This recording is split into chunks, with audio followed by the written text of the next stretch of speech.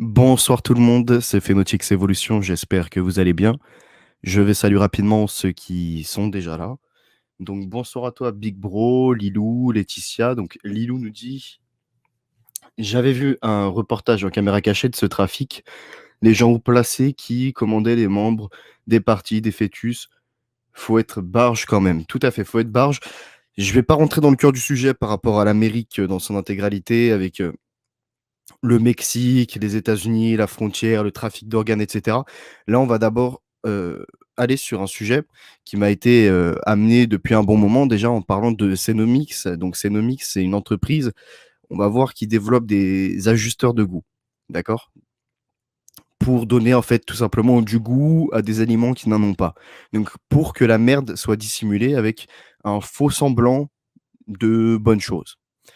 Donc je vais vous présenter ça et après on va aller encore un peu plus loin en comprenant qu'il y a toute une commercialisation au niveau des fœtus, d'où finalement ce programme mondial un peu de l'IVG généralisé, de l'IMG généralisé. Non pas que l'IVG pour certaines personnes qui ont subi des actes atroces, il faille l'interdire, non. Je suis pas pour une interdiction totale, mais je suis pas non plus pour en faire une promotion. Donc nous allons commencer sur, Cenomix qui a été racheté par Firmenich. Donc Firmenich détient 21,61% de Robertet. Robertet, c'est quoi? C'est le leader mondial dans les arômes alimentaires, compositions pour les parfums, actifs naturels et matières premières naturelles. Firmenich achète DRT pour 1,7 milliard d'euros. Donc je vous laisse imaginer le poids de cette firme en question. Donc DRT possède SBS. SBS, c'est la société bernaise de synthèse qui produit notamment l'acroléine, donc une substance de base pour la chimie fine. L'acroléine, un liquide utilisé dans la parfumerie pour la pharmacie, les cosmétiques et la photographie. L'acroléine est un irritant majeur dans la fumée des cigarettes. Il a été utilisé comme gaz de combat durant la Première Guerre mondiale, hautement lacrymogène. Cenomix. Donc maintenant, on va se pencher sur les travaux de Cenomix. Tout le monde, certainement, en a déjà entendu parler de ce scandale, qui date maintenant d'il y a une dizaine d'années à peu près, qui a éclaté en 2011-2012, où on nous expliquait qu'en fait, il y avait des cellules de fœtus, donc d'un fœtus avorté qui se retrouvaient dans l'alimentation. Alors ce n'est pas exactement ça, c'est-à-dire que c'est une lignée, ça ne se retrouve pas forcément dans l'alimentation. On va comprendre ça ensemble, il faut se rassurer, mais il faut aussi comprendre toute la marchandisation par contre qu'il y aura derrière. Donc une controverse étrange se déroule sur un soda hypocalorique imminent de Pepsi que la société est en train de créer avec l'aide de la société de biotechnologie Cenomix. On reviendra après sur les firmes de biotechnologie par la suite dans un prochain live.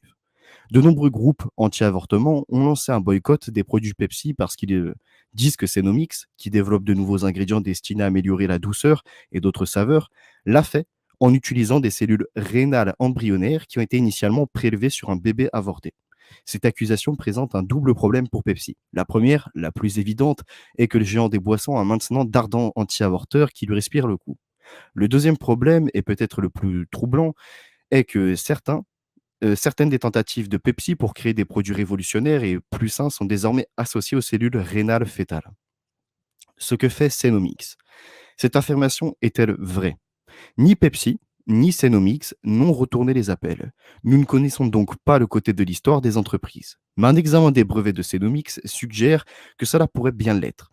Tous les 77 brevets de la société, sauf 7, font référence à l'utilisation de cellules HEK 293, reins embryonnaires humains, que les chercheurs utilisent depuis des décennies comme bête de somme biologique. Pour les biogeeks parmi vous, ces cellules offrent un moyen fiable de produire de nouvelles protéines via le génie génétique. Retenez bien le génie génétique, hein, c'est tout ce qu'on subit actuellement qui est mis sur le marché. Je vais faire une toute petite pause, vous inviter à liker, partager.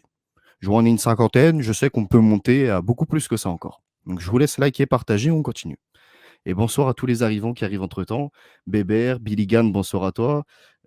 Sebs, Sandre 59 et tous ceux qui arrivent, Gabriel également, Jean-Pierre, etc. Donc nous allons continuer. La société semble concevoir des cellules HEK pour qu'elles fonctionnent comme les cellules réceptrices du goût que nous avons dans notre bouche. De cette façon, Cenomix peut tester des millions de substances pour voir si elles fonctionnent comme différents types d'exhausteurs de goût sans soumettre des volontaires humains à des tests de goût sans fin. Pour les non-scientifiques, donc vous et moi en général, hein, même si on a peut-être quelques bases, on n'est pas des des scientifiques, faut dire la chose. Cela peut sembler un peu étrange, mais la réalité est que les cellules HEK293 sont largement utilisées dans la recherche pharmaceutique et dans les scientifiques à créer des vaccins, ainsi que des médicaments comme ceux contre la polyarthrite rhumatoïde. La différence ici est que le travail de Cenomics pour Pepsi est l'une des premières fois que les cellules ont potentiellement été utilisées pour créer un aliment ou une boisson. Et il est important de noter qu'aucune partie d'une cellule rénale humaine ne fait jamais partie des exhausteurs de goût, de Cenomix ou de tout produit alimentaire fini. Donc là, ce qui est expliqué, c'est que la lignée des cellules de HEK293, donc issues d'un rein d'un fœtus, avorté dans les années 70, on va revenir après sur ce qu'est HEK293, en fait, sert au développement de médicaments, de vaccins, mais aussi donc d'exhausteurs de goût, donc pour donner des goûts à un aliment ou à une boisson qui n'en a pas, en fait. D'accord? Pour tromper nos, nos papilles gustatives. Histoire. Des cellules HEK293 ont été générées en 1973 par transfection de culture de cellules normales de rein embryonnaire humain avec cisaillé adénovirus 5 DNA dans Alex van der Heb, laboratoire S, dans Leiden, aux Pays-Bas. Les cellules ont été obtenues à partir d'un seul fœtus sain, dont l'origine précise n'est pas claire. Alors, il y en a certains, c'est années 70, 72, 73. En fait, c'est dans ces années-là, on n'a pas vraiment la date exacte. On va continuer. Les cellules ont été cultivées par Van der Heb. La transduction par adénovirus a été réalisée par Frank Graham, postdoc dans le laboratoire de Van der Heb. Ils ont été publiés en 1977 après que Graham ait quitté Leiden pour l'université McMaster. Ils sont appelés HEK car ils proviennent de cultures de reins embryonnaires humains, tandis que le nombre 293 provient de l'habitude de Graham de numéroter ses expériences. Donc 293, c'est-à-dire que c'est la 293e expérience sur des reins embryonnaires humains de fœtus avortés. OK? Le clone de cellule HEK293 original provenait de sa 293e expérience. Graham a effectué la transfection 8 fois au total, obtenant un seul clone de cellules qui ont été cultivées pendant plusieurs mois. Après avoir vraisemblablement adapté la culture tissulaire, les cellules de ce clone se sont développées dans la lignée HEK293 relativement stable. Donc, c'est cette cellule qui est censée être utilisée aujourd'hui pour le développement des vaccins, entre autres. D'accord? Donc qui viendrait de ce tissu finalement, de du fœtus, d'accord? De son rein, du rein du fœtus de cette année 1973. En fait, on va comprendre un peu plus après, que ce fœtus était en bonne santé, d'accord? Mais qu'il a justement été avorté. Donc là, ça pose un problème éthique, donc un problème de conscience, un problème d'acceptation, un problème également de avec les religions, notamment par exemple, bon les musulmans, les bouddhistes et cetera et d'autres, même les juifs, on les entend peu, voire pas du tout s'exprimer sur ces sujets-là. Par contre, l'Église catholique, elle, c'est opposé justement à ce qui est l'utilisation dans un premier temps pour les vaccins. Alors pour les boissons, pour le développement même d'exhausteurs de goût où elle ne se retrouve pas dans la boisson, mais où à sa base, il y a eu utilisation de cette lignée de cellules, ça m'étonnerait que l'Église accepte ça du côté éthique, du côté de l'acceptabilité de notre humanité. Continuons. Après, je ne vais pas imposer une idée, c'est vous en tant qu'athée, si vous êtes athée ou en tant que croyant d'une autre religion, croyant tout court, vous pouvez également émettre un avis. Bioéthique. Alvin Wong fait valoir qu'en dépit de l'incertitude sur l'origine du fœtus utilisé pour obtenir la lignée cellulaire, des preuves circonstancielles suggèrent fortement qu'il provenait d'un avortement électif. D'accord? Un avortement électif, c'est-à-dire sélectionné. Le fœtus est en bonne santé. Dans le contexte de l'enseignement catholique, ce que je vous disais, cela présente des difficultés éthiques pour l'utilisation du HEK293 et des produits dérivés tels que le vaccin. Des produits dérivés. C'est pas seulement son utilisation dans le produit final, d'accord, qui se retrouve dans le produit final. Non, c'est son utilisation qui va après amener des produits, des consommations de ces dérivés. Enfin, donc plus récemment, au cours de la pandémie Covid-19, les militants anti-vaccination ont noté que les cellules HEK293 sont utilisées dans la fabrication du vaccin Covid-19 AZD 1222, qui est en fait Le vaccin Covid d'Oxford et d'AstraZeneca. Celui, qui a été utilisé, enfin pseudo-utilisé, on ne sait pas vraiment s'il s'agit d'une vraie vaccination ou pas par notre, ministre qui s'est présenté, en direct, hein, à se faire vacciner. Chacun en pensera ce qu'il veut. Et donc, les cellules sont filtrées des produits finaux, d'accord? Donc on nous dit, qu'ils ne sont pas dans justement dans le vaccin, donc là on parle de ce vaccin-là, de AstraZeneca et d'Oxford et qui ne s que l'adénovirus, donc qui est utilisé par rapport à ces cellules, de rat embryonnaire, HEK293, ne se retrouvent pas dans le produit final, mais sont utilisés pour l'élaboration du produit final par contre.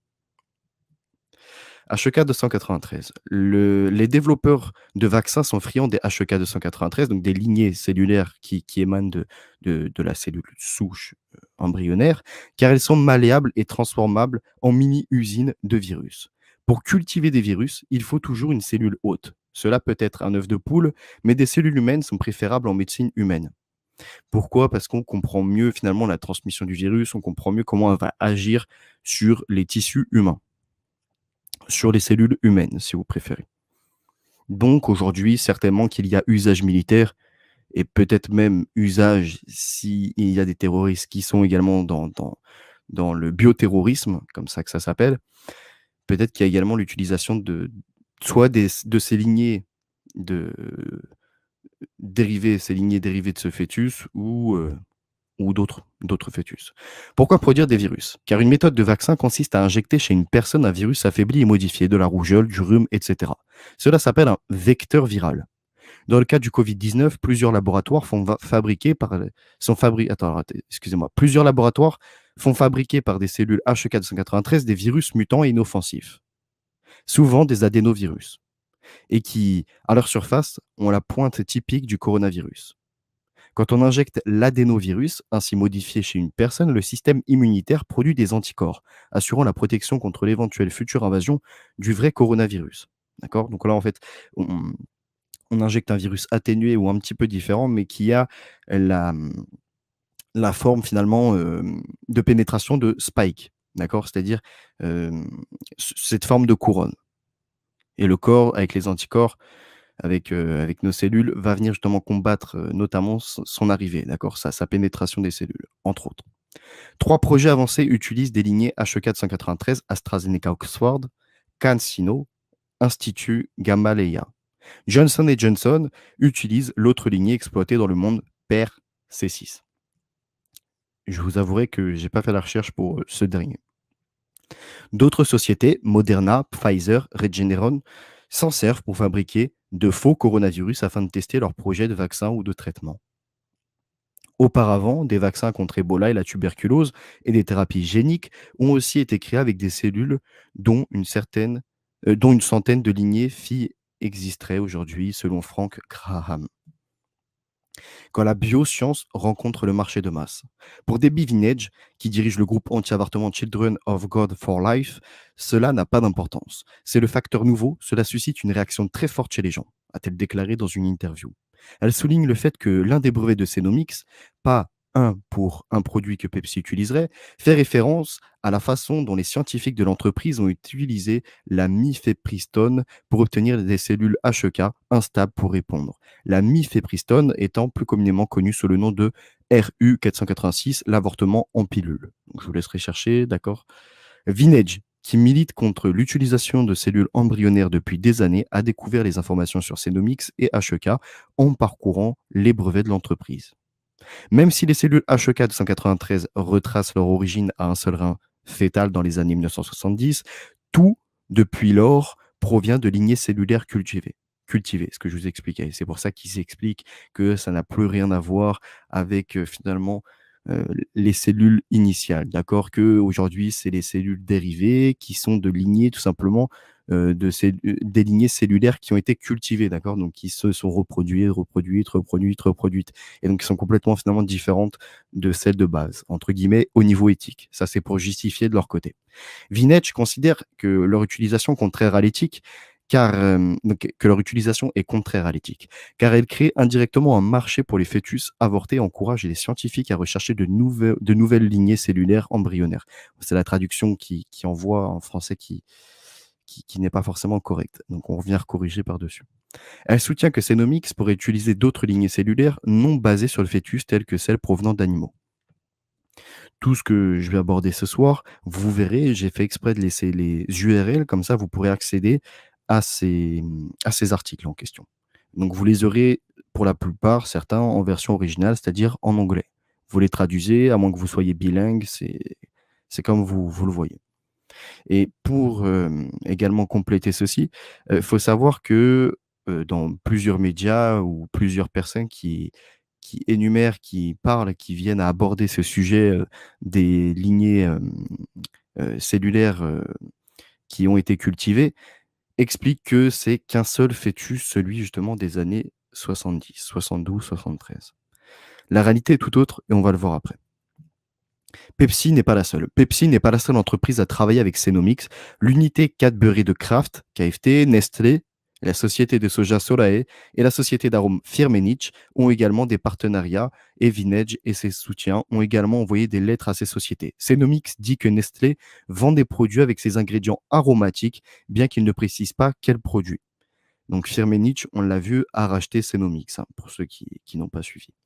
Pepsi, cependant, reste la cible la plus importante et la plus évidente. Un article du New Yorker le mois dernier sur la société a révélé qu'un nouveau soda au sucre 60% en moins pourrait être sorti d'ici 6 mois. Mais David Korn, un courtier, Raymond James, qui suit Cenomics depuis plusieurs années, dit qu'il ne s'attend pas à un produit jusqu'en 2013. Donc là, comme je t'expliquais, c'est une histoire qui date de 2011 à peu près.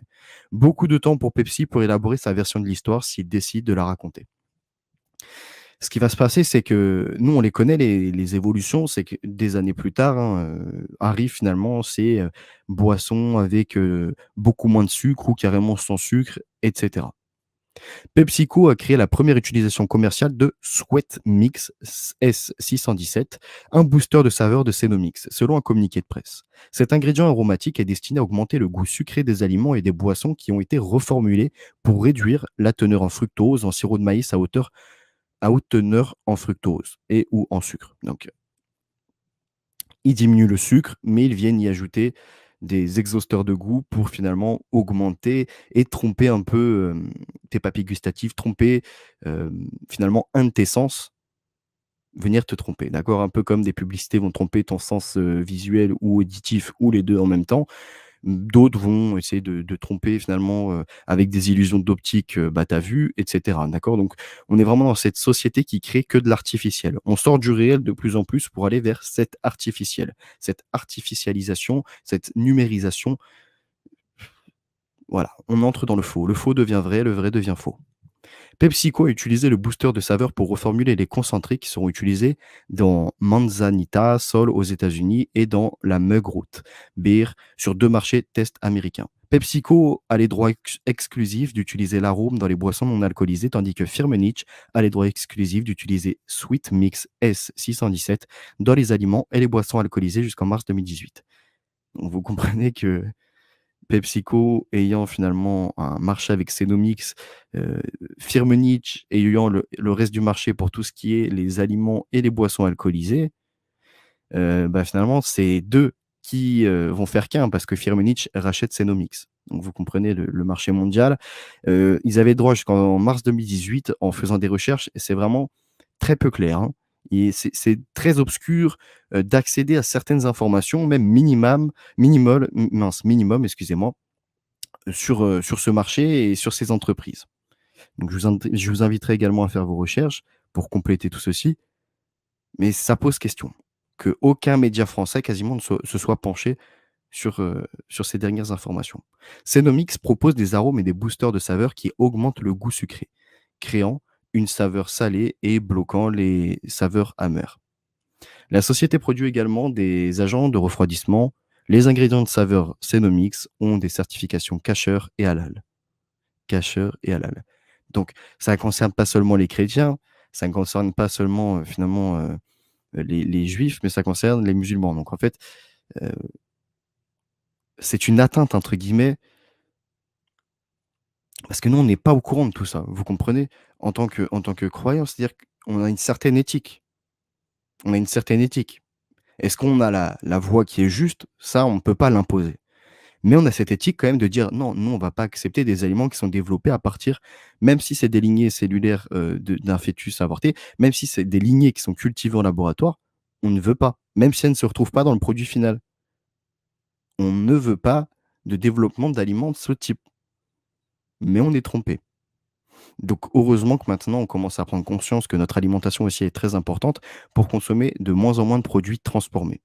Ces produits de merde finalement, hein. Ils pourraient pour être vulgaire un peu, ils pourraient mettre de la merde dedans juste avec des exhausteurs de goût que les gens, mangeraient ça, normalement et kifferaient même, parce qu'ils sont trompés. Continuons. Scandale agroalimentaire. Pas un jour sans qu'un nouveau scandale nous fasse regarder de travers ce qu'on nous sert dans l'assiette. Additifs cancérigènes, on avait déjà abordé ça. Colorants suspects, conservateurs toxiques, pesticides de partout, y compris dans les carottes pourtant du moins étiquetées bio. Oui, parce que le bio n'est plus bio grâce à qui? Attends, à cause de qui plutôt? Christine Lagarde, qui était au Fonds monétaire international, qui, sous Sarkozy, est restait 1 mois, juste le temps de mettre, la loi du, 0,9 de pesticides OGM dans le bio et qui maintenant est à la Banque centrale européenne. En fait, c'est elle qui est finalement chargée de faire des grands changements, hein. On connaît beaucoup de politiques, beaucoup de personnes dans le monde économique et cetera, qui sont des hommes qui sont reconnus, mais il y a aussi des femmes, hein. Il faut pas les oublier non plus. Il y a des grandes têtes un peu partout. Il faut faire attention à leurs actions. Qu'allons-nous donc bien pouvoir en manger dans les années qui viennent? Et comment surtout avons-nous pu en arriver là? Donc beaucoup ont vu le film ou entendu parler du film notamment, Soleil vert, hein. Donc c'est un ancien film, un peu lent mais qui est excellent sur le monde de demain, celle d'une élite qui peut se permettre de manger du bœuf, qui peut se permettre de manger des fruits sains et puis le reste de la population qui est amenée à bouffer finalement, de la merde, ces sortes de barres protéinées mais d'une autre, ça ferait penser un peu aux protes d'aujourd'hui. Vous savez, ceux qui prennent la poudre et qui viennent, se remplir des milkshakes à moitié et qui en boivent enfin, ils en boivent pour justement, augmenter leur taux de protéines et cetera. Bah, petit à petit, ça sera plus seulement des compléments alimentaires, des protes et cetera. Finalement, ça sera le monde alimentaire. C'est-à-dire qu'il y aura la partie des restes, tout ce qui est le gras, un peu ce qu'on voit aujourd'hui d'ailleurs, hein. Tout ce qui est le gras qui ne peut pas être mangé, qui va être, remixé avec, un tout petit pourcentage de viande pour pouvoir le vendre quand même, hein et se donner entre guillemets «une bonne image» de: «Non, bah, non regardez, c'est pas que les restes, il y a un tout petit peu il y a un petit peu de viande». Voilà c'est à quoi on a affaire aujourd'hui. Donc n'hésitez pas les amis, on like, on partage. Là, il y a du lourd qui arrive d'ici 2-3 minutes. Dans un petit livre, en forme d'hypercute, le journaliste Fabrice Nicolino tente de répondre à ces questions simples en ébauchant, car il faut garder espoir, des pistes de réflexion pour revenir à une alimentation plus saine.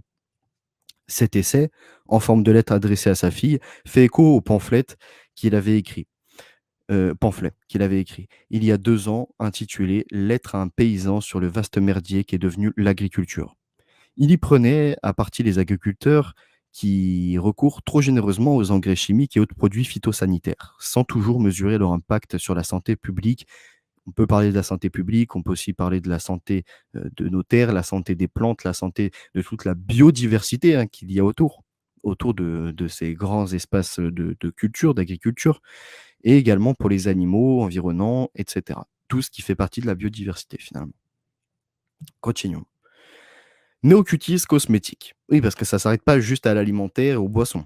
Non, non, ça va un petit peu plus loin. Un antiride à base de fœtus en vente aux États-Unis. Ça, c'était en 2010. Bon, on a eu 2-3 articles par-ci par-là. Le Monde, aujourd'hui, vu comment le monde est financé, par Bill Gates qui est dans ses programmes un peu eugénistes, un peu de la biotechnologie, de l'avancée, qui a notamment investi dans ce qui est, de la viande dite artificielle de culture. C'est-à-dire qu'ils prennent des tissus musculaires d'une vache ou d'un autre animal, qu'ils vont mettre en culture en laboratoire pour essayer de faire de la viande artificielle qui, qui serait cultivée comme une sorte de plante qui serait amenée à grimper, à grandir et cetera. C'est un peu plus complexe que ça, mais c'est dans cette idée-là. Donc là, on nous dit un cosmétique contenant des protéines extraites de culture de cellules de peau issues d'un fœtus humain est commercialisé depuis quelques mois aux États-Unis. Un cosmétique contenant des protéines extraites de culture de cellules de peau issues d'un fœtus humain est commercialisé depuis quelques mois aux États-Unis. Cette crème anti-âge, en principe obtenue sur prescription médicale, mais disponible via Internet, est au centre d'une vive polémique.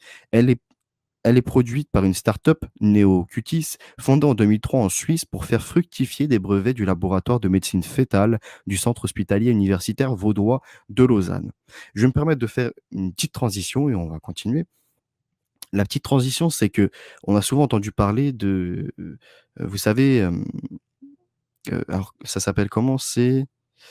Heu, alors sur les enfants, ils leur font peur et ça va développer alors s'il y en a dans le chat qui suivent un peu ce que je dis, bonsoir Walid et cetera. Bonsoir Grain de sable, je vais te renvoyer un message parce que j'ai vu ce que tu m'as envoyé, j'avais essayé que tu viennes, ça c'est un autre sujet, on en parlera plus tard.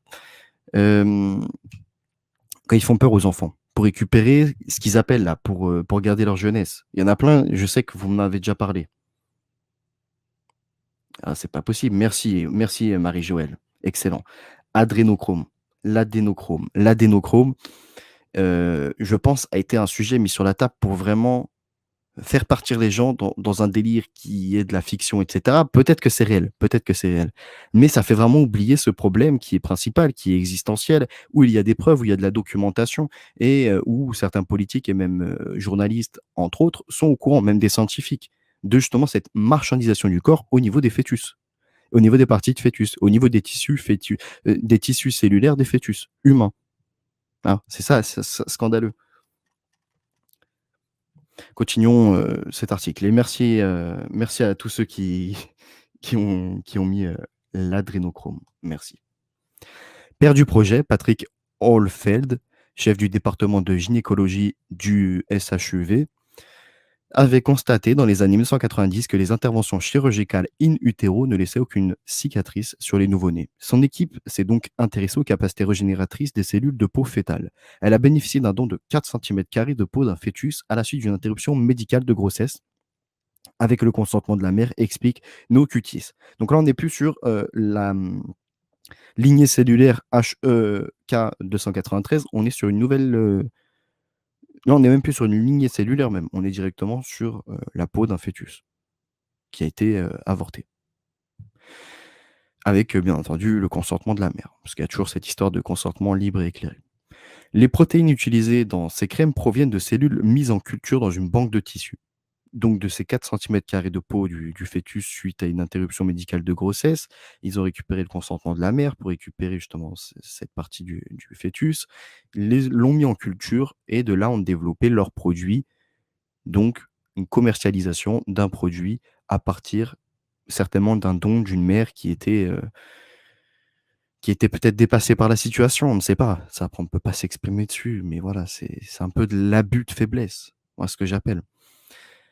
Critiqué pour l'utilisation mercantile de ces cellules humaines, Patrick Hohlfeld fait valoir que le produit des ventes est destiné à financer la mise au point de pansements pour les grandes brûlées. Donc là, du fait de sa commercialisation, ça fait scandale, mais pour se rattraper ou pour se justifier, ils ont déjà anticipé leur acte commercial, c'est-à-dire se défendre par, comme Bill Gates le fait un peu, la philanthropie, la bienveillance. Donc non, on vend ce produit, certes scandaleux, mais derrière, c'est pour développer des pansements pour les grandes brûlées. Justification. Par contre, pendant ce temps-là, tous ceux qui sont dans la logistique, tous ceux qui sont, dans cette entreprise en train de développer ces derniers cosmétiques, mais ils vont toucher leur salaire tous les mois, hein. C'est pas une question de, justement philanthropie où non, on va vendre et tous les bénéfices vont être redistribués pour, développer ces pansements pour les grands brûlés. Non, c'est chacun prend sa part et après sur le reste, du gâteau, on redistribue les miettes dans un laboratoire justement pour, développer ces pansements pour les grands brûlés. En 2005, son équipe avait publié dans la revue The Lancet des résultats de guérison spectaculaires observés sur des enfants brûlés au deuxième et au troisième degré. Le Monde du 19 août 2005. Ayant recours à une matrice de collagène d'origine équine, les chercheurs avaient mis au point un procédé de mise en culture leur permettant de disposer de plusieurs millions de lambeaux cutanés, d'une centaine de centimètres carrés chacun. Ces lambeaux, renouvelés tous les 3 ou 4 jours, avait stimulé la reprise de la multiplication naturelle des cellules de peau.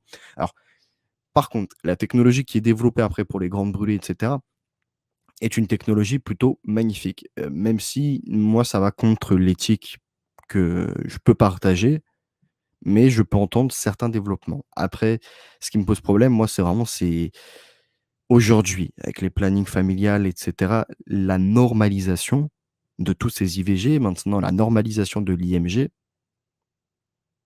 d'accord?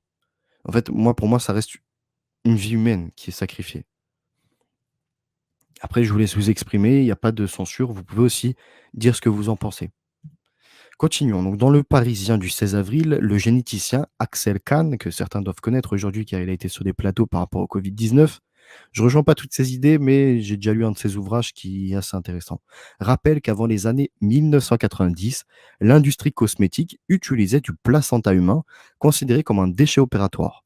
La crainte de transmission virale a mis fin à ces pratiques. Axel Kahn distingue en outre les cellules de fœtus des cellules embryonnaires, issues d'un être humain en puissance au centre d'un enjeu éthique contrairement aux autres. Donc lui, pour lui, il est moins scandaleux qu'il y ait ce genre de technologie, notamment pour la cosmétique, et cetera, qui soit développée à partir de cellules embryonnaires, donc c'est-à-dire dans les 12 premières semaines au maximum du développement du bébé, donc qui est à l'état embryonnaire, que lorsqu'il arrive à son état de fœtus, donc c'est-à-dire après 6 mois et plus. D'accord? Donc il passe de l'embryon, et après il grandit et après à la fin c'est le fœtus et à la toute fin, arrivé à 8 mois à peu près, 9 mois, c'est le bébé. Même 9 mois vraiment, c'est le bébé, mais à 8 mois, comme il y a des naissances, précoces, on voit très bien qu'à 8 mois, un peu plus de 8 mois des fois, c'est déjà un bébé en fait. Continuons. Du collagène fabriqué avec la peau de condamné à mort chinois. Une enquête du Guardian révèle une pratique stupéfiante. Une société cosmétique chinoise utilise la peau prélevée sur les corps des condamnés à mort et exécutés pour fabriquer des produits de beauté vendus en Europe, donc vendus chez nous. Peut-être en France, peut-être en Belgique, peut-être même en France, en Belgique, etc. Le collagène, une protéine fibreuse présente en abondance dans la peau, les os, les tendons, est couramment utilisé en chirurgie esthétique pour gonfler les lèvres et réduire les rides. En Chine, il est d'usage de récolter la peau des condamnés exécutés et les fœtus avortés, rachetés par des sociétés de biotechnologie. Les produits sont exportés vers l'Europe via Hong Kong. Donc, les incorruptibles nous titrent un gros titre: «Du collagène fabriqué avec la peau de condamné à mort chinois». Donc ça, c'est un scandale. Mais il aurait pu avoir la virgule quand même dans le titre en gros: «Et les fœtus avortés». Mais ça, on n'en entend pas parler. Et oui, c'est un scandale qui va bientôt arriver. Je suis également sur un autre, dossier qui est la bioéconomie, le biomarché, avec un livre et cetera que je vous présenterai par la suite, où on va comprendre que, d'ici quelques années, c'est le nouvel or noir, hein. C'est ça, on a eu l'étalon or, on a eu, le pétrole, le pétrodollar. Demain, ça sera directement, ce qui sera valeur sûre, c'est-à-dire que ça sera TGN, que ce soit pour prendre des assurances, des crédits et cetera, mais aussi pour les troquer, pour les vendre à ces sociétés de biotechnologie. En Europe, le marché de l'industrie cosmétique et de la chirurgie plastique des, consommateurs de collagène, donc ces 2 derniers utilisent le collagène, n'est pas ou peu réglementé. C'est pas pour rien, tout un business derrière. Ces produits se trouvent dans une sorte de zone grise légale. Ils ne sont soumis ni aux réglementations concernant les médicaments, ni à ceux concernant les produits de beauté. Selon la source du Guardian, le coût de fabrication du collagène en Chine représente moins de 5% du coût en Occident. Au Royaume-Uni, les autorités sont préoccupées par les questions éthiques comme par les risques d'infection et de transmission de virus. Infection et transmission de virus. Donc là, on nous apprend qu'il y a des produits de cosmétiques, hein, on ne parle même plus de l'alimentation, des boissons, etc. Là, des produits de cosmétiques. On nous dit que dans ces derniers produits, une fois qu'ils sont mis sur le marché, il ne reste plus de traces de ces cellules cultivées. Et c'est faux parce que notamment le Royaume-Uni, justement, est préoccupé par les questions éthiques comme les risques d'infection et de transmission de virus, dus à ces cellules, justement. Intéressant. Intéressant même par rapport à la situation actuelle. Continuons. Les autorités chinoises réfutent pour leur part qu'il est possible de prélever la peau ou toute autre partie du corps de condamnés à mort sans que ceux-ci donnent leur consentement. Donc pour eux, c'est-à-dire qu'ils vont prendre la peau des condamnés à mort ou prélever autre chose encore, d'autres parties du corps, des organes, etc., sans avoir le consentement. Oui. Oui, on les croit. Mais il y a de sérieux doutes. Après les révélations faites en juin 2001 devant le Congrès américain par un ancien médecin militaire chinois, Wang Guoqi, ce dernier a assuré avoir participé au prélèvement d'organes de plus de 100 prisonniers exécutés. Les chirurgiens disséquaient les corps dans les camions garés sur les lieux d'exécution. Wang a avoué avoir procédé au prélèvement de la peau d'un condamné exécuté, mais dont le cœur battait encore.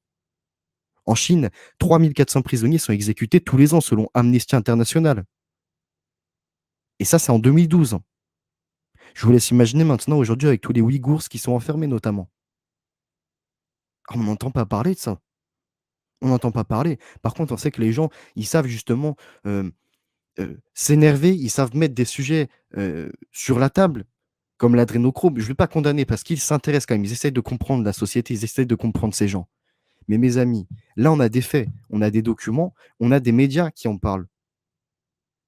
Faisons en sorte que ce gros dossier remonte à la surface et qu'il y ait des investigations, des journalistes, qu'il y ait des politiques qui commencent à mettre le nez dedans et en espérant qu'ils soient certains honnêtes et pas véreux pour justement mettre des limitations aux importations, des limitations aux transformations de tout ça. Le corps n'est pas une marchandise, ça faut pas l'oublier. Continuons. Vente d'organes, de fœtus. La vidéo qui embarrasse le planning familial américain. 2015, et oui, on est dans la continuité, je vous mets toujours ça dans un ordre chronologique. Piégée par des militants pro-life en caméra cachée, une responsable du Planet Parenthood détaille la collecte et le trafic auquel se livre l'organisation, accusée de vendre des organes de fœtus avortés pour la recherche. Les conservateurs américains demandent une enquête. La vidéo agite les milieux pro-life. Donc pro-life pour la vie, hein. Militants contre l'avortement américain. Tournant en caméra cachée, les images montrent une responsable du Planning Parenthood, Fédération of America, PPFA, équivalent américain de notre planning familial, parler des organes de fœtus avortés que l'association vendait à des cliniques pour la recherche médicale. Et oui, donc on ne parle plus de ces cellules seulement HEK 293 ou de cette dernière qui a été utilisée pour la cosmétique. Non, non, non, on commence à comprendre que le marché, non seulement est mondial, mais que c'est pas un petit marché. Et on va comprendre encore d'autres choses. N'hésitez pas à liker, partager autour de vous. Et tout est sourcé, hein. Tout est sourcé. Vous avez, là, c'est le Figaro, etc. Tout est sourcé. Il n'y a pas de conspiration ou je ne sais quoi. De conspirationniste, du moins. Hein, de conspirationnisme. La vidéo a été publiée par le Center for Medical Progress, un groupe d'activistes contre l'avortement. 2 militants se sont fait passer pour des représentants d'une société biotechnologique et ont filmé en caméra cachée leur rencontre avec Dr Deborah Nucatola, responsable du planning familial en juillet 2014 dans un restaurant californien. Je vais vite fait vous dire une chose, c'est que ces sociétés de biotechnologie, je vais essayer de travailler un peu le sujet, de récupérer les codes, la façon dont ils parlent, les conversations, connaître les mots-clés, et cetera, et je vais essayer d'en contacter certaines, d'accord? Entre guillemets, les piéger. Les contacter, je vais acheter un petit téléphone avec une carte SIM, prépayée et cetera et je vais organiser ça. Je vais voir comment faire également pour pas être attaqué en justice, mais je vais essayer de les piéger et de voir un peu ce que représente également son marché en France. Continuons. Celle-ci, entre 2 bouchées de salade et 2 gorgées de vin rouge, parle du prix des organes, entre 30 et 100 par spécimen. Hein, c'est plus des humains, c'est des spécimens. On est vus comme des numéros. Évoque le fait que souvent les fœtus ne sortent pas en un seul morceau, mais démembrés. Donc ça, c'est la technique qui avait été, expliquée, mise en image, notamment, où avec des pinces, ils récupèrent, des parties, du fœtus, hein. On ne parle plus de l'embryon qui lui est absorbé. On parle des parties de fœtus quand c'est trop développé. Ils le mettent en plusieurs morceaux. Continuons. Évoque le fait que souvent les fœtus ne sortent pas en un seul morceau, mais démembrés. Nous sommes devenus très bons pour attraper les cœurs, les poumons, les foies, parce que nous savons et nous essayons de ne pas écraser ces parties du corps, détaille sordidement la praticienne, et de relater par le menu la manière la plus efficace de retirer les organes d'un fœtus intact lors d'un avortement. Beaucoup de gens veulent des cœurs. Hier, on m'a demandé des poumons. Certains d'entre eux veulent des extrémités. Ça, c'est facile. Je ne sais pas ce qu'ils en font. Je suppose qu'ils veulent du muscle, explique-t-elle. Le code pénal américain indique que le trafic commercial de parties du corps d'un bébé avorté est punissable de 10 ans de prison et d'une amende de 500 000 $. C'est même pas assez par rapport en Amérique où on voit les peines qui sont appliquées d'habitude. Le PPFA a affirmé qu'il ne faisait aucun profit, mais qu'il se faisait rembourser des coûts induits par le transport et l'opération. Elle est belle leur philanthropie encore. Contrairement au planning familial, en France, qui ne gère que la prévention et la communication, Planet Parenthood gère en partie des cliniques et des centres médicaux pratiquant l'avortement. Donc nous, en France, on a de la chance, c'est qu'ils sont séparés. Et ce qui fonctionne main dans la main, ça c'est autre chose. Mais les organes sont séparés. Hein, ces groupes-là, je parle. Je parle pas du fœtus. Les conservateurs américains s'érigent contre la vente de bouts de bébé. La vidéo fait aussi polémique car elle évoque l'usage d'ultrasons dans l'avortement qui permettent de maintenir le fœtus intact. Ce qui peut parfois, d'après les militants pro-life, conduire à des avortements ex-utéro, post-nataux, considérés par la loi comme des infanticides. En France, c'est ce qu'ils font également, hein. Certains, arrivés à un certain moment, quand ils font l'IMG, mettent un produit pour que le cœur s'arrête. Mais à ce qu'on voit, le cœur doit rapporter. Donc cette utilisation doit être très peu utilisée, hein. Si le cœur peut être vendu, vous inquiétez pas que cette technique doit être très peu utilisée. Le porte-parole du Planet Parenthood s'est défendu dans un communiqué cité par The New York Times. D'ailleurs, rapidement, je reviendrai sur le fait aussi du projet parental, d'accord? Le projet parental, c'est-à-dire de mettre au monde un enfant. Mais même après naissance de l'enfant, la possibilité de revenir en arrière. Après 3 jours ou 8 jours, je ne sais plus. Il faut que je réexamine ça. Je vais examiner aussi qu'advient le bébé, une fois qu'il est né et qu'il y a plus de projet parental. Dans quelques-uns de nos centres médicaux, nous aidons les patients qui veulent donner des organes à la recherche scientifique et nous le faisons avec le consentement des patients et sous les plus hauts critères éthiques et légaux. Il n'y a aucun bénéfice pour le don d'organes, que ce soit pour les patients ou pour le planning familial, a-t-il ajouté. Cela n'a pas suffi à éteindre la polémique. Gloria Feld, la présidente du PPFA, a réagi en personne sur ABC, affirmant que cela semble totalement inapproprié et qu'elle demandait des poursuites si de tels actes avaient bien été pratiqués. Bon, ça vous connaissez, c'est, agissement en privé et puis, en public, on est effaré, hein. C'est comme ça que ça fonctionne. Les conservateurs américains ont immédiatement réagi en accusant le planning familial de vendre des bouts de bébé. Le planning familial est financé pour un tiers par le gouvernement fédéral et les républicains cherchent à le faire fermer. Rappelez-vous également du planning familial allemand qui avait placé des enfants chez des pédocriminels, hein, pour, faire une expérience. En guise de rétorsion, les leaders républicains ont reporté un vote à la Chambre des représentants proposant une subvention pour la recherche sur le cancer du sein. L'association subventionnée, travaillant en lien avec le Planet Parenthood, un candidat républicain, l'ancien gouverneur du Texas, Rick Perry, a qualifié la vidéo de rappel dérangeant du penchant de cette organisation à faire des profits sur la tragédie de la destruction d'une vie humaine.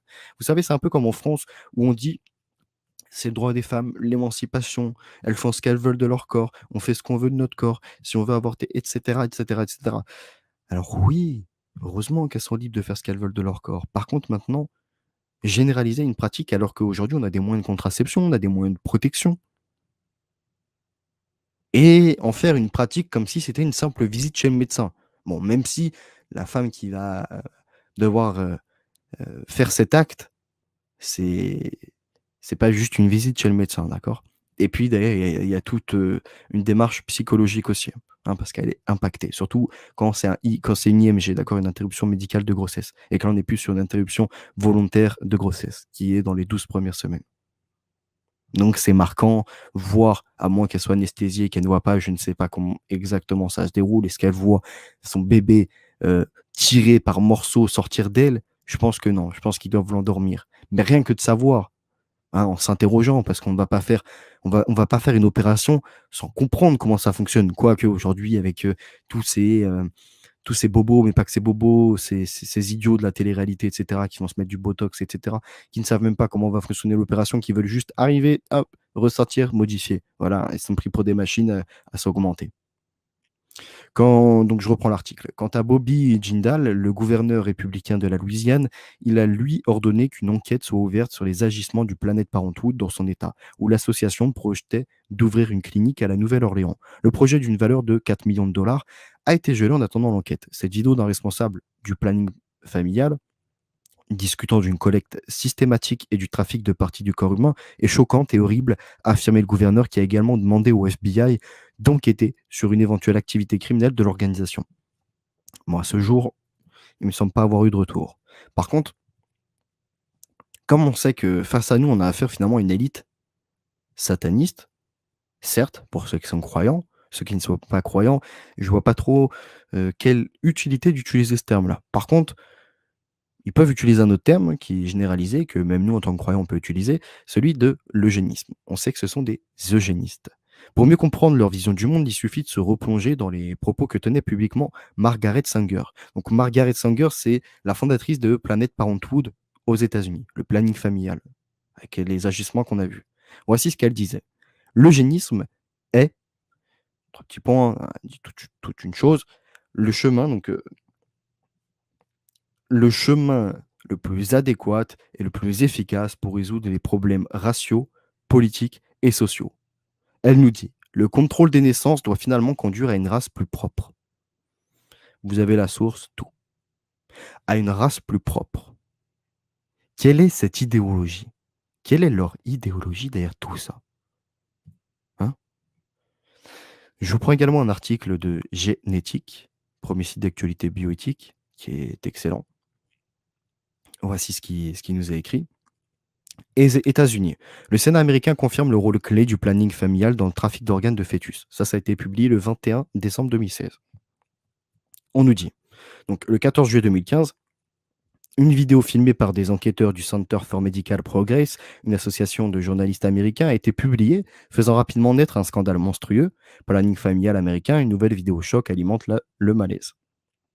Car dans cette vidéo, filmée en caméra cachée, lors d'un repas d'affaires, Deborah Nicatola, directrice des services médicaux du planning familial, détaille la revente de pièces d'embryons humains, à laquelle se livre le Planned Parenthood.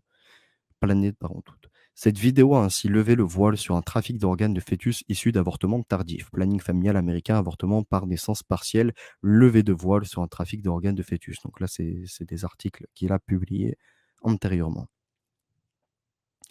La loi américaine est pour très clair. Il est illégal de tirer profit des parties des fœtus. Donc ça, on l'a vu. Pourtant, en janvier 2016, les deux enquêteurs du CMP à l'origine de la vidéo, David Daleiden et Sandra Merritt, ont été inculpés par un jury populaire du Texas qui se prononçait sur une vente supposée de tissus de fœtus par un planning familial. Le jury a accusé les deux journalistes d'avoir falsifié un dossier du gouvernement et a conclu que le planning familial n'avait violé aucune loi. Ils se lavent les mains avec les politiques, leurs magistrats et tout ça. Plus d'un an après, le comité de la magistrature du Sénat américain publie un rapport de 500 pages sur la vente de fœtus avortés. Le comité précise que, bien qu'il ait été incité à agir à la suite du scandale de la vidéo, son enquête a été indépendamment menée. Le comité dit s'être appuyé exclusivement sur des documents obtenus sous citation à comparaître du planning familial américain et des entreprises acheteuses de tissus humains. Le rapport du comité de la magistrature du Sénat dépeint d'abord un monde à part où rien n'est gaspillé. Ainsi, en faisant correspondre documents internes, contrats et factures, le comité a constaté combien le trafic d'organes de fœtus était lucratif. Par exemple, en juin 2014, un technicien d'Advanced Bioscience Resources, une compagnie intermédiaire faisant le lien entre le planning familial et ses clients, a organisé la vente d'un fœtus de 20 semaines. Il a vendu son cerveau à un premier client 325 $. Ses deux yeux pour 325 $ chacun, soit 650 $ au total, à un deuxième client. Une partie de son foie pour 325 $ à un troisième client. Son thymus, une autre portion de foie à un quatrième client pour 325 $. Enfin, il a vendu son poumon pour 325 $ à un cinquième client. Le comité précise que ces frais ne sont que les frais de service pour les parties elles-mêmes, car ABR, donc on a vu, qui est Advanced Bioscience Resources, facturait séparément les frais annexes à chaque client, soit selon le cas, le dépistage de la maladie du fœtus, le nettoyage et le gel, ainsi que l'expédition. Ainsi, ABR, Advanced Bioscience Resources, aura déboursé seulement 60 $ pour ce fœtus de 20 semaines et l'aura revendu pour un total de 2 275 $ hors frais annexes. On est aux États-Unis. Rappelez-vous de ce qui se passe en Chine qui est envoyé en Europe. En France, par exemple, il n'y a pas vraiment grand-chose dessus. On ne sait pas. Bizarre, quasiment pas un mot dans les médias, quasiment pas un journaliste menant une enquête. En outre, le comité précise dans son rapport que la vente des fœtus porteurs de handicap est traitée dans le même circuit commercial. Il ajoute que ces fœtus pourraient même être plus précieux dans certains cas.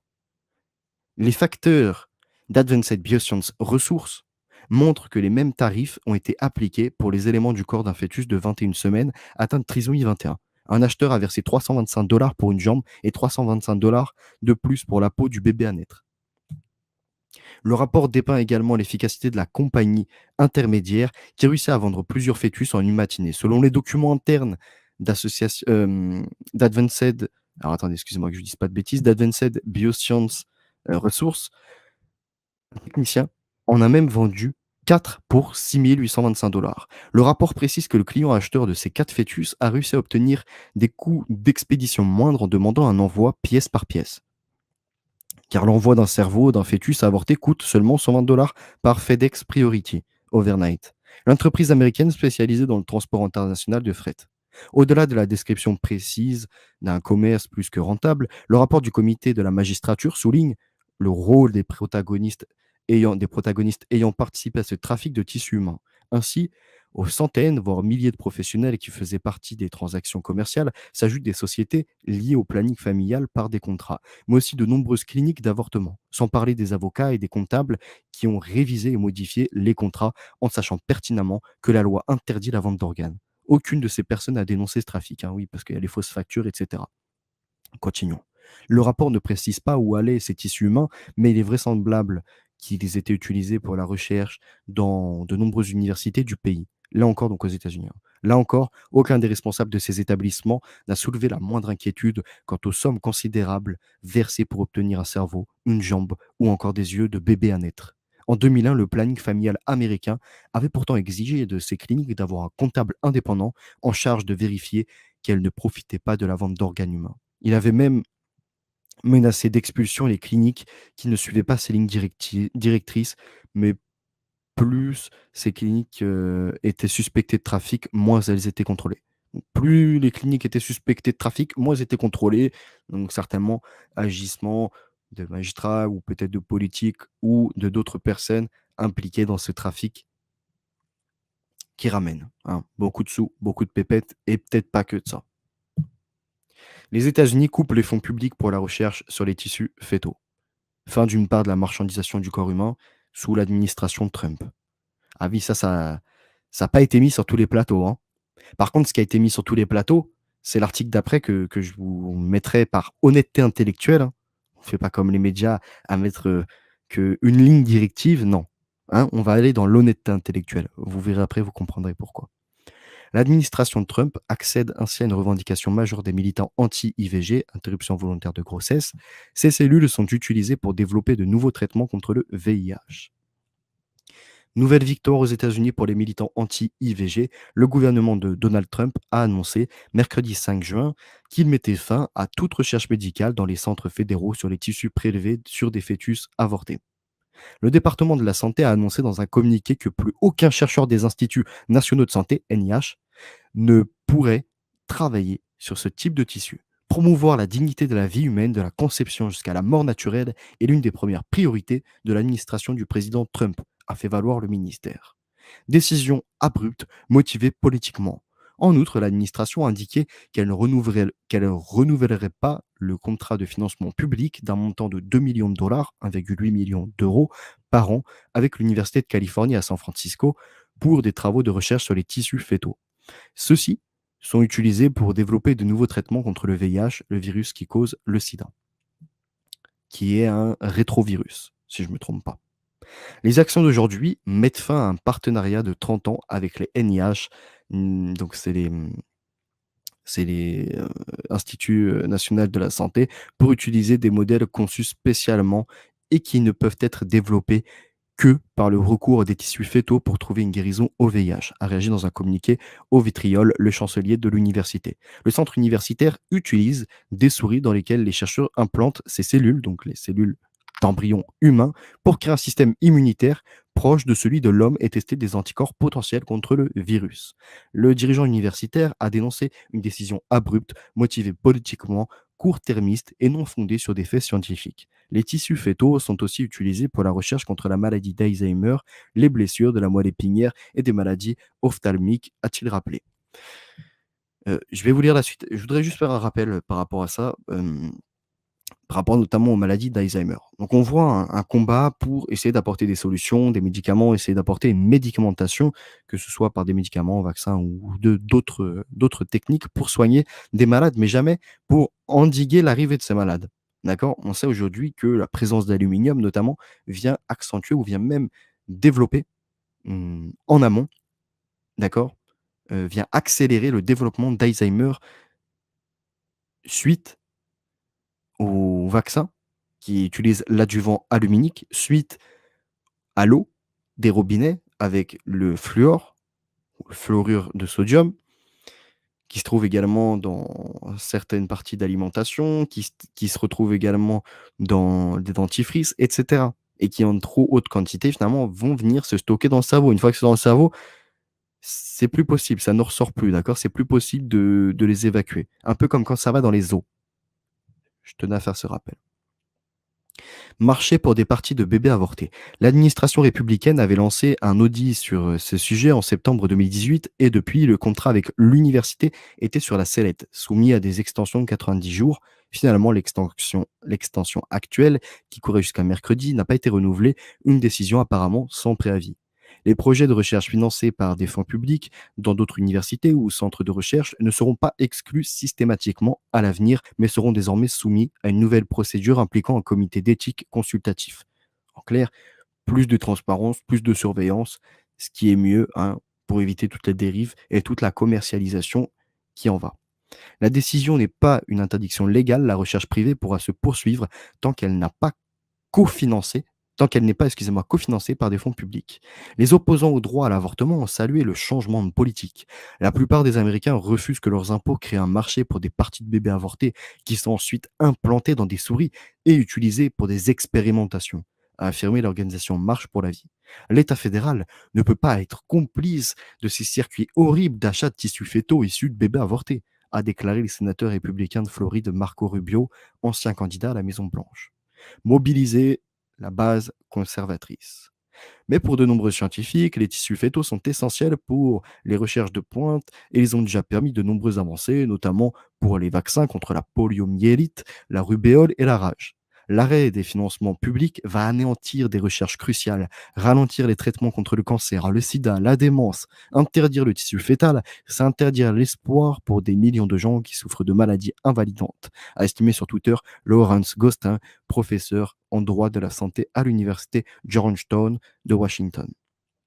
Environ 1,1 million de personnes vivent avec le VIH aux États-Unis, où le chiffre annuel de contamination stagne depuis 2013 à environ 39 000 cas à l'année. Aucun vaccin n'a encore été trouvé, même si les traitements actuels parviennent à rendre la charge virale indétectable. La décision du gouvernement Trump intervient après le vote dans plusieurs États conservateurs des lois très restrictives sur les IVG, interruption volontaire de grossesse. L'objectif est de ramener cette question sensible devant la Cour suprême, qui avait légalisé l'avortement en 1973 en espérant un revirement de ces juges où les conservateurs ont désormais la majorité. Donald Trump, un opposant déclaré à l'avortement, veut également mobiliser la base électorale conservatrice opposée à l'IVG, interruption volontaire de grossesse, alors qu'il briguera un second mandat en novembre 2020. Bon, aujourd'hui, c'est, Biden. On va voir si Biden réactive la commercialisation des fœtus, des tissus de fœtus et des fœtus humains et des travaux également qui vont avec. États-Unis, des ventes de tissus fétaux humains interdites. Donc l'honnêteté intellectuelle par rapport à Trump, on va l'avoir juste après, à la rigueur, je peux vous la mettre là et après on revient dessus, c'est celle-ci. C'est-à-dire que tous les médias nous ont parlé, hein, partout vous avez dû en entendre parler. La revue américaine MIT Technology Review a révélé le 7 octobre dernier que le traitement contre le Covid-19 pour soigner le président américain Donald Trump est dérivé de cellules de fœtus avortés. Une information qui relance le débat sur l'utilisation de cellules issues d'un avortement dans la recherche médicale auquel l'administration de Trump s'est toujours formellement opposée. Des miracles envoyés par Dieu lui-même. Voilà comment Donald Trump qualifie les traitements qu'il a reçus contre le Covid-19 au Walter Reed Hospital de Washington. Mais ce traitement expérimental dont a pu bénéficier le président américain utilise des cellules dérivées de tissus fétaux avortés. C'est ce que la revue MIT Technology Review a affirmé le 7 octobre dernier. Le 2 octobre, le président américain annonçait sur Twitter que lui et son épouse étaient positifs au nouveau coronavirus.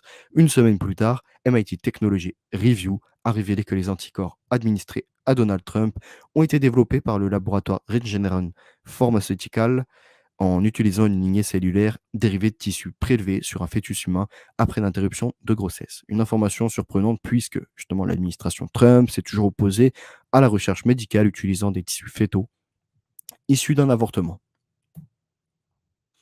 Je vais vous lire également cet article et après je vais vous présenter la prochaine vidéo. N'hésitez pas à liker, partager.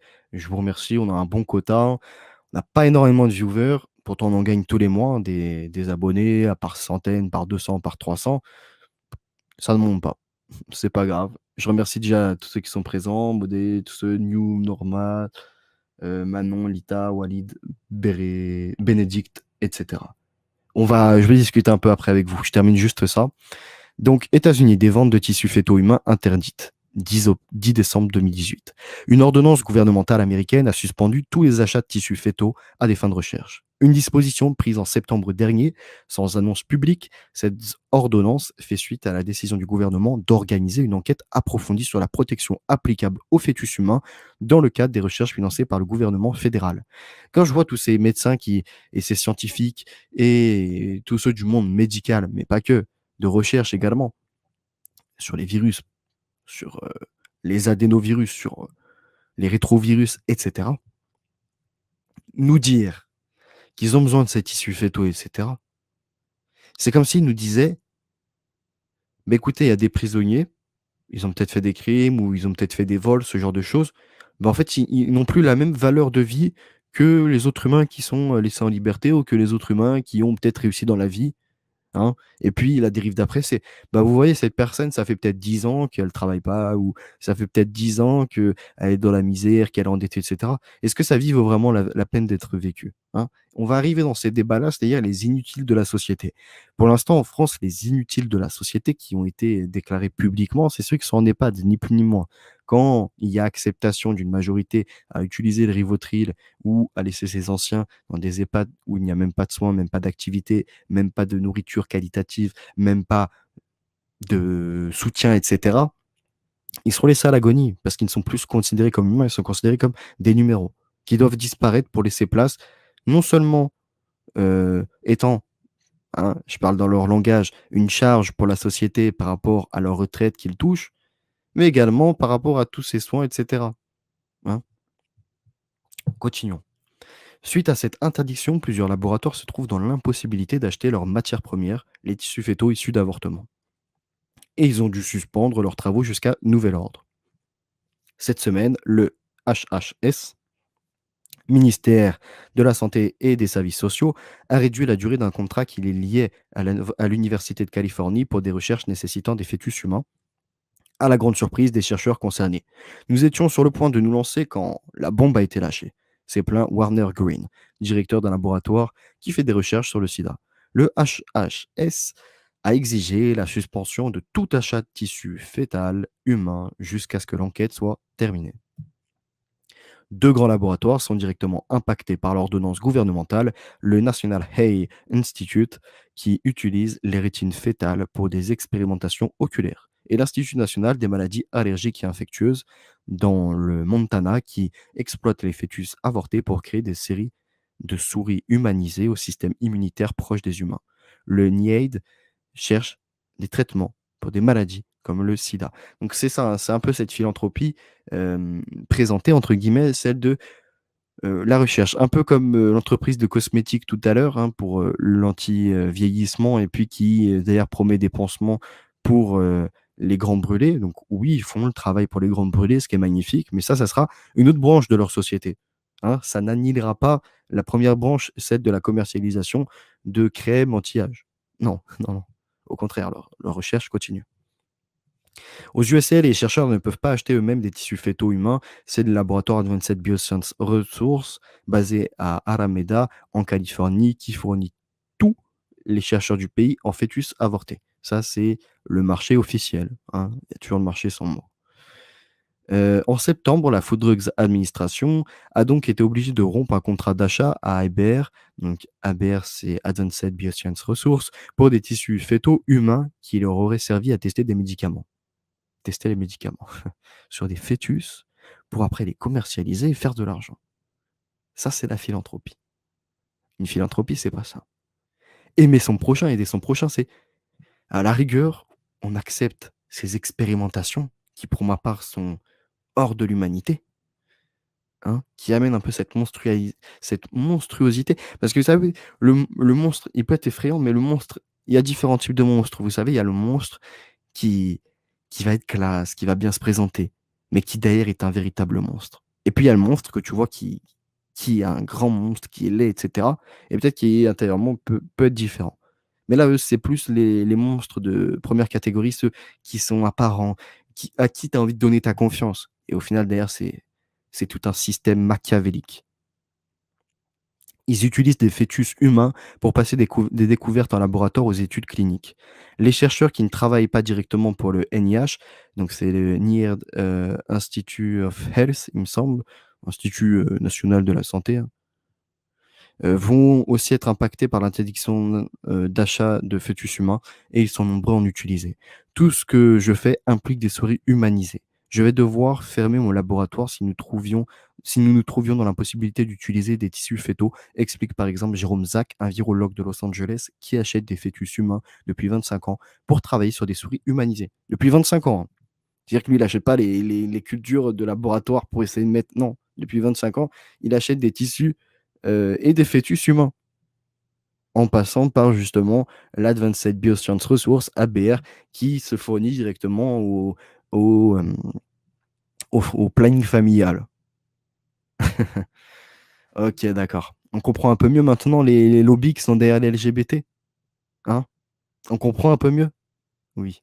Toute la marchandisation de l'être humain qui va arriver, les DPI, DPN, les PMA pour toutes et les GPA pour tous bientôt. Et là, donc le prochain dossier que j'aborderai avec vous, c'est, sur le sujet de Le corps marché de Céline Lafontaine. Donc son livre, je l'ai actuellement.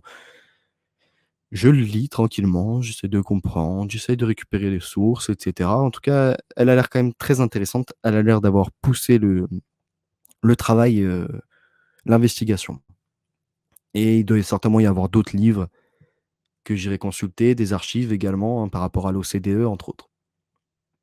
Donc quand je reprendrai son travail, bien entendu, je la citerai et je mettrai la référence à son livre que je vous invite à acheter.